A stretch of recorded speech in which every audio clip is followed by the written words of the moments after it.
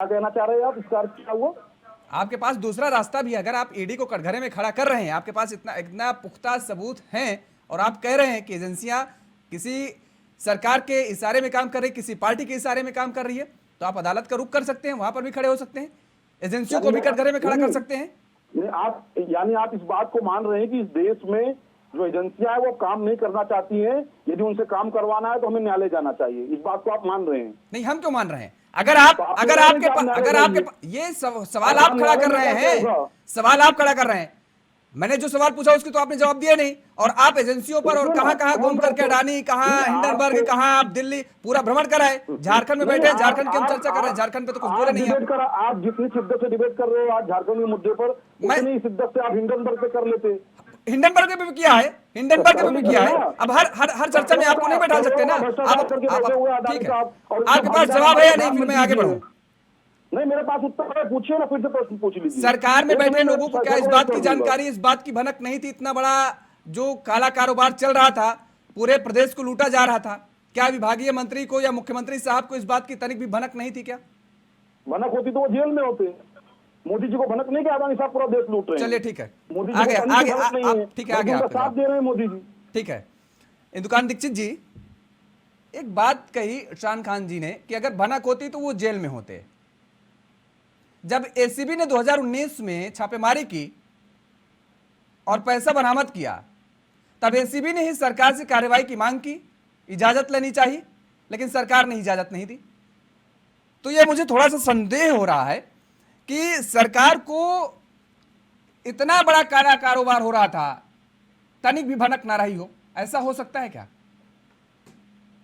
जी प्रदीप जी नमस्कार, शान जी को और योगेश जी आपको भी नमस्कार। जी नमस्कार। योगेश जी देखिए, बड़ी बात क्या है कि शान जी ने अभी जितनी बातें भी कही कि अडानी की जांच, मोदी जी उनके साथ खड़े हैं, और लेकिन उन्होंने कहीं भी आप देखिए इतनी चर्चा में एक बार भी अपने राम साहब की कोई भी आलोचना नहीं की। मैं यही तब से प्रतीक्षा कर रहा था कि शायद एक बार वो कहेंगे कि हाँ बहुत गलत हुआ, और इनकी अगर इतनी प्रॉपर्टी थी तो कहाँ से आई, सरकार इसकी जांच करेगी, ईडी कर रही है, लेकिन पैरेलली हम भी पता करने की कोशिश करेंगे। सरकार में है खान साहब, लेकिन उनका नाम तक नहीं दिया।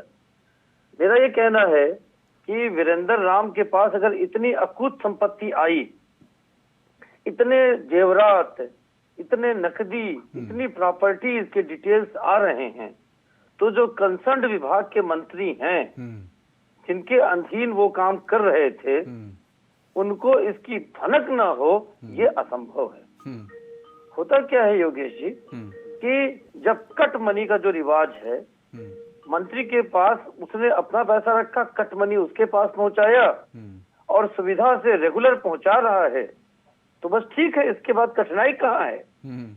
जिस राज्य के जो मुखिया हैं उन्होंने ही खनन का जो पट्टा है अपने नाम करवा लिया, चाहे गलती से ही करवा लिया। हमें बातचीत करके ऐसा कई बार एहसास होता है कि गलती से उसका नवीनीकरण उन्होंने करवा लिया शायद, क्योंकि कोई भी मुखिया ऐसा क्यों करेगा, एक छोटा सा पट्टा अपने नाम से करवा लेगा। लेकिन जिस राज्य में ऐसा हो सकता है, जिस राज्य में मुख्यमंत्री की सुरक्षा में तैनात सुरक्षा कर्मी की गन एक सत्ता के दलाल, वो सत्ता का दलाल ऐसा जो पिछली सरकार में भी था, इस सरकार में भी दलाली करता था, उसके पास से बरामद होता है। और जब ईडी पूछताछ करती है तो वो सिपाही जिनको सस्पेंड करती है सरकार दबाव में, क्योंकि ईडी ने उनका गन बरामद कर लिया दलाल के पास से, तो वो बेचारे सिपाही कहते हैं कि हम तो मुख्यमंत्री के तैनात हैं। और आज तक उस मामले में जो गन थी वहां बरामदगी हुई, तो उस पर कहीं एफआईआर नहीं रजिस्टर किया सरकार ने। तो देखिए, जब ये इस तरह के जो तत्व हैं वो कमाई करते हैं और वो कंसर्न मंत्रालय व मंत्री को, बाकी और बड़े अधिकारियों को पहुंचा रहे होते हैं, तो वो कहाँ नजर आएगा सत्ता को?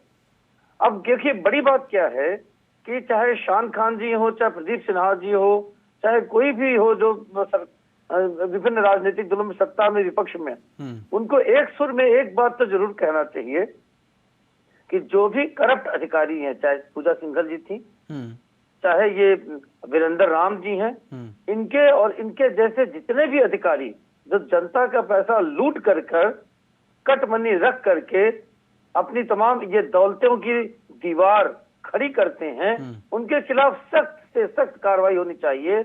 और जिनको जिनको ये पैसा देते थे, जो मनी ट्रेल होगा, ये पैसा लेकर इतना अपने पास अकेले रख लिए हो, यह असंभव है। करना ये चाहिए, अब शान खान जी को भी इसमें आगे बढ़ के मदद करनी चाहिए कि जब ये ईडी जितनी भी जांच करती है, अगर कोई छूट जाता है तो ठीक है, अभी तक आपको जानकारी नहीं थी, उन्होंने एक बात अच्छी कही कि जानकारी होती तो वो जेल में होते, मतलब सरकार को इसकी जानकारी नहीं थी। अब जानकारी हो गई है, इतनी परिसंपत्तियां, इतनी चीजें बरामद हो रही हैं, जहां जहां वो पैसा जाता था, जिसके जिसके पास, उन अधिकारियों, कर्मचारियों, चाहे वो मंत्री हो, उस पर सरकार को सख्त कार्रवाई करनी चाहिए। कम से कम ये तो शान खान जी को आपके मंच पर वादा करके जाना चाहिए। जी ठीक बात कह रहे हैं प्रदीप जी। अभी मैं पढ़ रहा था, आज एक बयान और आया मुख्यमंत्री साहब का, रामगढ़ में संबोधन कर रहे थे। उन्होंने जनता से एक बड़ी भावुक और मार्मिक अपील की है। उन्होंने कहा है कि आप लोगों के पास जो भी पैसा है उसे बैंक में जमा मत करिएगा, उस पैसे को आप जमीन में गाड़ दीजिएगा, क्योंकि आज के समय में भरोसा नहीं कौन सा बैंक कब डूब जाए। यानी अब ये जनता को भी संदेश दिया जा रहा है कि साहब पैसा गाड़ कर रखिए। देखिए, मार्मिक अपील नहीं है, हाँ, ये विध्वंसक अपील है। हाँ। और मैं समझता हूँ कि राष्ट्र विरोधी कार्रवाई के तहत आना चाहिए, हाँ, क्योंकि जिस तरह के वक्तव्य उन्होंने दिए हैं कि लोग बैंकों में पैसा जमा ना करें, वही मुख्यमंत्री जब बैंकर्स कमेटी की मीटिंग लेते हैं तो किस उम्मीद से फिर वो कहते हैं कि नहीं फला फला सबके को लोन दिया जाए, बैंक लोन नहीं दे रहा, सीडी रेशियो अनुपात जो है वो अच्छा नहीं है। तो मुख्यमंत्री को पहले अपने आप में ही स्पष्ट हो लेना चाहिए कि उनकी सोच क्या है। या तो पैसे गाड़ के रखे, जैसे पंकज मिश्रा ने गाड़ के रखा, और ऐसे लोगों का अगर वो संरक्षण दे रहे हैं तो ठीक है, वो उनका नजरिया हो सकता है। लेकिन भारतीय करेंसी को कोई जमीन में गाड़ दे ले जाकर, मैं समझता हूँ ये मुख्यमंत्री के लिए बोलने का तब नहीं था। उनको अपने बात वापस लेने चाहिए। और जहां तक प्रश्न है कि अभी तो बहुत सुविधा से आप ही के मंच का इस्तेमाल करके लोग अपनी बात भी रख रहे हैं और मीडिया पर आरोप भी लगा रहे हैं कि मीडिया कितनी ईमानदार है। लेकिन अगर मीडिया के लोगों पर कार्रवाई कांग्रेस शासित प्रदेशों में होती है तो चुप्पी साधे बैठे हैं, कोई कुछ नहीं कहेगा। लेकिन सुविधा अनुसार किसी को भी सर्टिफिकेट इशू करना, मैं समझता हूँ इनका प्रिय स्ट्रगल हो गया है। अब जहां तक प्रश्न है कि आपने देखा कि कांग्रेस के साथी ने एक बार भी नाम नहीं दिया कि वीरेंद्र राम के खिलाफ कार्रवाई होनी चाहिए, नहीं होनी चाहिए, कुछ नहीं कहा। इधर उधर की बात करते रहे, हिंडनबर्ग से लेकर सारी चीजें। अब मैं वो तो बार बार कह रहे थे कि मोदी जी साथ खड़े हैं।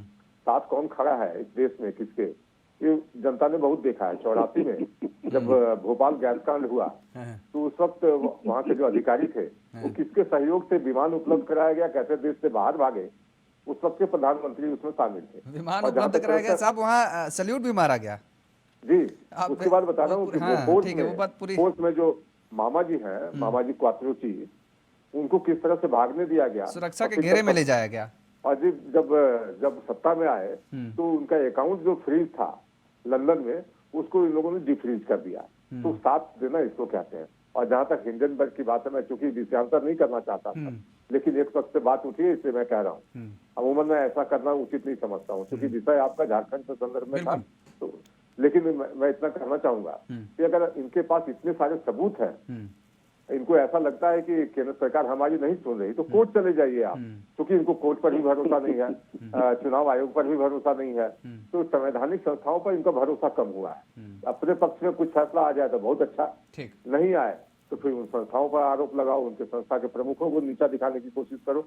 इसी तरह से आज ईडी और सीबीआई या आईटी है, उस सेक्टर के लोगों के मनोबल गिराने की कोशिश की जा रही है। लेकिन एक बात याद रखने की है कि सरकार इतनी कमजोर नहीं है और ना अधिकारी इतने कमजोर, उनका मनोबल ऊंचा है। हर भ्रष्टाचारी के खिलाफ कार्रवाई होगी, चाहे वो कोई भी हो। बिल्कुल। शान खान साहब, आपने सुना प्रदीप सिन्हा जी कह रहे हैं कि भाई अगर आपको कोई डाउट है तो आपके पास वही अदालत का रुख खुला है, रास्ता खुला है, जो मैंने कहा। एक सवाल यहाँ पर ये है आपसे कि भाई 650 रुपये लीटर का ये मेड इन फ्रांस का पानी पिया जा रहा था इस परिवार में, झारखंड की जनता को साफ पानी कब मिल पाएगा? 35,000 की फीसद मुझसे आपने प्रश्न पूछा है? शान खान साहब आपसे सरकार में आपसे आप ही है ना, तो आपसे तो पूछेंगे कि भाई झारखंड की जनता भी साफ पानी पीना चाहती है। मेड इन फ्रांस का पानी ना पहुंच पाए, लेकिन साफ सुथरा तो पानी मिल जाए उसे। बिल्कुल मिलेगा। इसके पहले भाजपा सरकार ने जिस प्रकार से झारखंड का हित किया, झारखंड को लूटा खसोटा, हम धीरे धीरे झारखंड को विकास के मार्ग पे ला रहे हैं। और अभी भाजपा के प्रवक्ता बिना पढ़े लिखे चले आते हैं बेचारे लोग, इनको तो क्या रटाया जाता है उतना ये बोलते हैं। ये कह रहे हैं कि हमें विश्वास नहीं है सर्वोच्च न्यायालय पे, हमें विश्वास नहीं एजेंसियों पे। अभी मोदी जी ने सदन में कहा कि यूपीए सरकार के समय कोयला घोटाला हुआ, 2G घोटाला हुआ। अरे मोदी जी, इसी देश के न्यायालयों ने उन घोटालों को ना मानकर उनको बरी कर दिया। ये कहा कि इसमें कोई घोटाला ही नहीं हुआ, उसके बावजूद भी सदन में खड़े होकर मोदी झूठ बोलते हैं। तो मोदी जी देश के न्यायालय पे भरोसा नहीं है, विश्वास नहीं, तभी ऐसी बातें करते हैं सदन में खड़े होकर। तो भाजपा प्रवक्ता पहले अपने गिरेबान में झांक ले। ये कह रहे हैं कि हम न्यायालय चले जाएं, तो इसका अर्थ ये कि आपने स्वीकार कर लिया कि आपकी सरकार तमाम एजेंसियों को और तमाम संवैधानिक संस्थाओं को, स्वायत्त संस्थाओं को नियंत्रण में लेकर बैठी हुई है। वो निकम की वो काम नहीं करेंगी। यदि काम करवाना है तो हमें न्यायालय जाना पड़ेगा। तो ये स्वयं आप बता रहे हो कि आपकी सरकार ने तमाम एजेंसियों को बिल्कुल निठल्ला कर दिया है। तो इस तरीके की बात कर आप स्वयं को एक्सपोज कर रहे हो, आप स्वयं को दिखा रहे हो कि आपने किस प्रकार का प्रशासन और किस प्रकार का शासन देश में स्थापित किया हुआ है। तो मोदी जी से पूछिए कि मोदी जी को न्यायालय में विश्वास नहीं है क्या? क्यों वो कह रहे थे कि 2G में घोटाला हुआ, जबकि न्यायालय मान चुका है घोटाला हुआ ही नहीं है, सारे आरोपी बरी हो चुके हैं। तो पूछिए भाजपा प्रवक्ता से कि मोदी जी को क्या न्यायालय में विश्वास नहीं है क्या? पूरी चर्चा के दरमियान आप झारखंड नहीं आ रहे हैं अरशान खान साहब, आप सीधे दिल्ली पहुंच जा रहे हैं। मुझे लगता है सुनिए ना, ईडी झारखंड की संस्था है, ईडी झारखंड सरकार की संस्था है। चर्चा हम झारखंड की जनता के लिए लेकर के आए हैं। राज्य में बैठी एजेंसियां, राज्य में बैठी एजेंसियां अगर काम न कर पाए, तो अगर केंद्र में की एजेंसियां ये कार्रवाई कर रही है तो आपको सराहना चाहिए। पहले सुन तो लीजिए भैया, मैंने तो शुरुआत में कह दिया कि यदि कोई भी एजेंसी, कोई भी संस्था भ्रष्टाचार के खिलाफ कोई कार्रवाई करती है तो वो स्वागत योग्य है। पर ये एजेंसियां अडानी के खिलाफ कार्रवाई कब करेगी?